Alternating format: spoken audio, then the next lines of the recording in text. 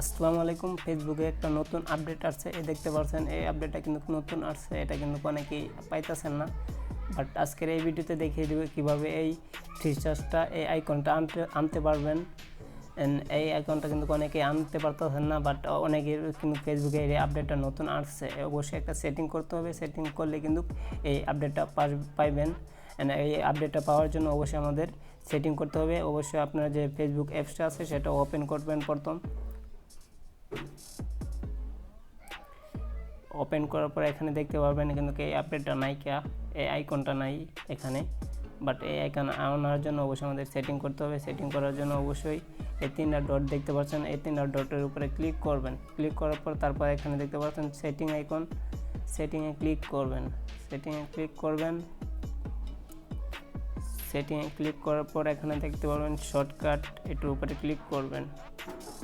এখানে দেখতে পাচ্ছেন শর্টকাট, এটার উপরে ক্লিক করবেন। তারপর এখানে দেখতে পারবেন আবার শর্টকাট, এটার উপরে ক্লিক করতে হবে।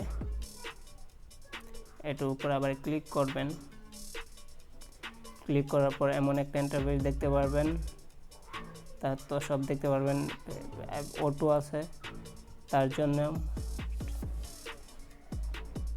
তারপর এই অপশনের উপরে ক্লিক করবেন।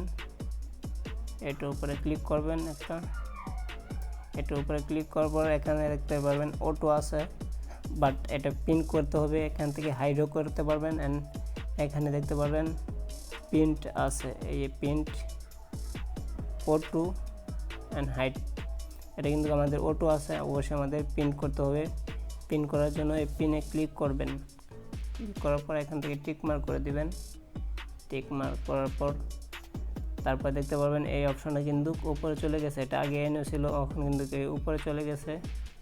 তারপর আবার ব্রেকে যাবেন, আবার ব্রেকে যাবেন। তারপর দেখতে পাচ্ছেন এই আইকনটা কিন্তু আইসা পড়ছে, এটা আসা পড়ছে, এটার উপরে ক্লিক করবেন। এটার ভিতরে আর কি অন্য কোনো আমাদের কোনো কাজ নাই, যা নতুন আপডেট আসছে, যা পাইবেন আপনি সব খুব সহজেই এখান থেকে দেখতে পারবেন। যদি ভিডিওটা ভালো লাগে অবশ্যই আমাদের চ্যানেলটা সাবস্ক্রাইব করবেন। সবাইকে অনেক ধন্যবাদ। দেখা হবে আর এক নতুন ভিডিওতে।